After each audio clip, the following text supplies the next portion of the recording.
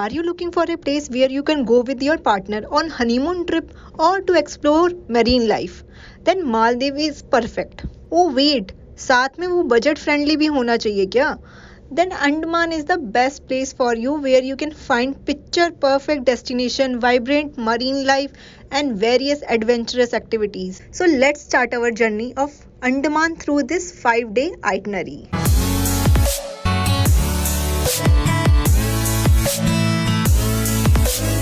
सबसे पहला सवाल, हाउ टू रीच अंडमान?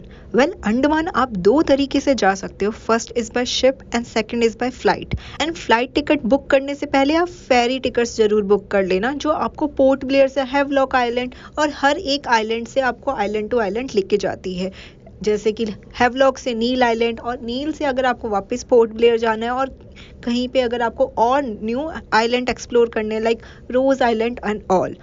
दूसरा सवाल, what public transport can we use in Andaman to travel? Well, there are many taxis, autos, buses that you can take in Andaman to travel. But I will prefer that you should hire scooty or bike on rent of around rupees 400 to 500 per day. Third question, what is the best time to visit Andaman? You can visit Andaman between October to May, क्योंकि इस time पर weather भी काफी pleasant होता है and you can also enjoy the fun water activities. Avoid going to Andaman during monsoon, which is between July to September, क्योंकि उस समय आपको हाई टाइडल वेव्स और इंटेंस वेव्स फेस करनी पड़ सकती है. तो चलो शुरू करते हैं हमारा डे 1 से. पोर्ट ब्लेयर लैंड करने के बाद we will be going to spend our first day in Port Blair, जिसमें सबसे पहले हम सेलुलर जेल जाएंगे, जिसको काला पानी भी कहते हैं.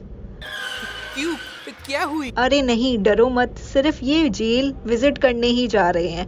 आप सब ने काला पानी की सजा के बारे में तो सुना होगा. ये पनिशमेंट इंडियन फ्रीडम फाइटर्स को मिली थी थ्रू ब्रिटिशर, जिसकी वजह से उन्हें इस सेलुलर जेल में रखा गया था ताकि वो कभी यहाँ से ना निकल पाए. इस जेल को काला पानी का नाम इसलिए दिया गया है as the pani indicates that it's surrounded by sea water and kala is associated to death, means no one could leave this island alive. You can visit this between 9 a.m. to 12:30 p.m. and 1:30 p.m. to 5 p.m. and the entry fees is rupees 30 per person. इससे 2 kilometre दूर ही आप जा सकते हो flag point, where the Indian flag was hosted for the first time on Indian soil by Netaji Subhash Chandra Bose in December 30, 1943. If you want to see a beautiful sunset, then you can go to Corbin Cove Beach. It is the only developed sea beach in the Port Blair city area.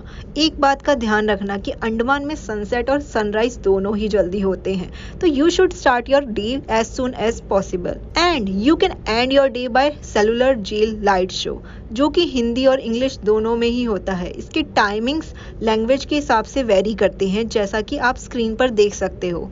The cost of the show is rupees 300 for adults and 150 for children's.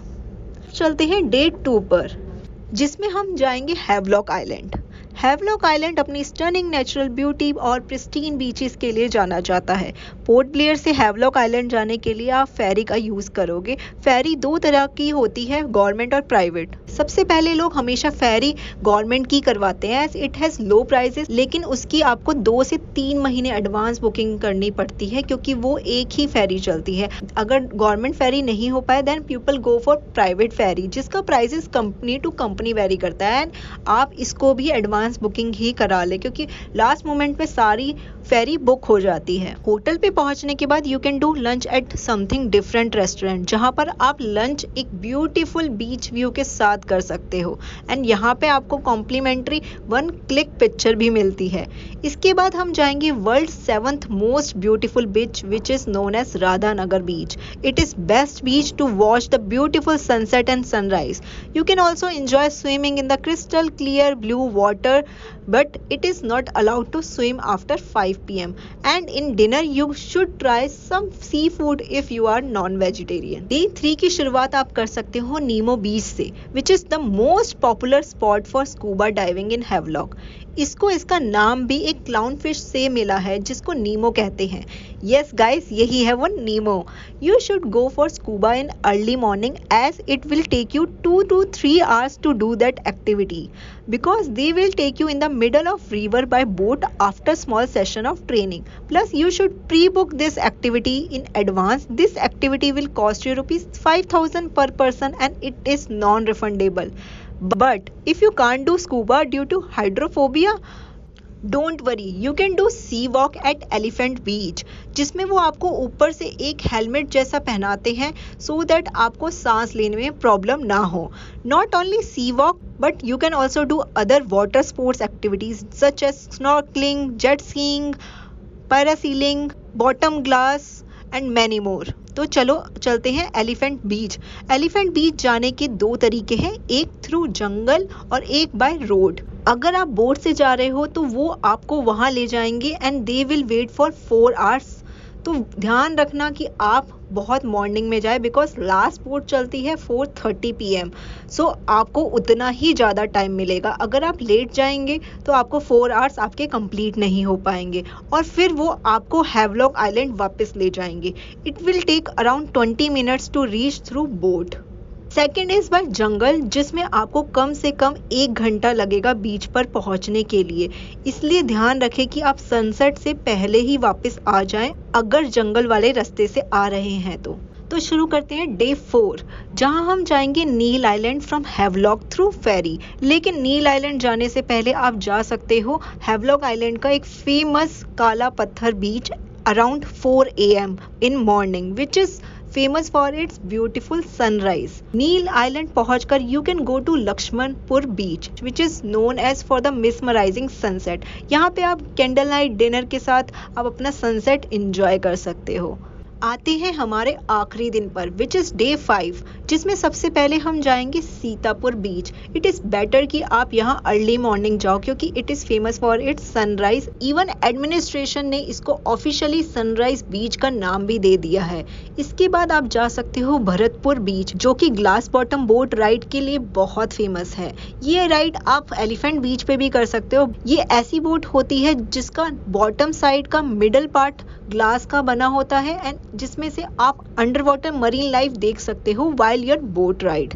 ये ride सुबह के 5 बजे से शाम के 6 बजे तक available होती है। After this you can go to the natural bridge, जिनको रॉक ब्रिज भी कहते हैं। इनमें आपको ये जाइंट होल दिखेगा जो कि कॉन्टिन्यूअस वेव की हिट की वजह से बना है। ये नील आइलैंड पर काफी फेमस अट्रैक्शन है और यहाँ पर जो सी क्रिएचर्स आपको देखने को मिलेंगे वो भी बहुत इंटरेस्टिंग है। In the end you can back to Port Blair from Neil island through ferry. Port Blair पहुंचकर आप जा सकते हो एबरडीन बाजार, क्योंकि मेमोरीज तो आपने काफी कलेक्ट कर ली, अब कुछ चीजें भी कलेक्ट कर लो in the end of your trip.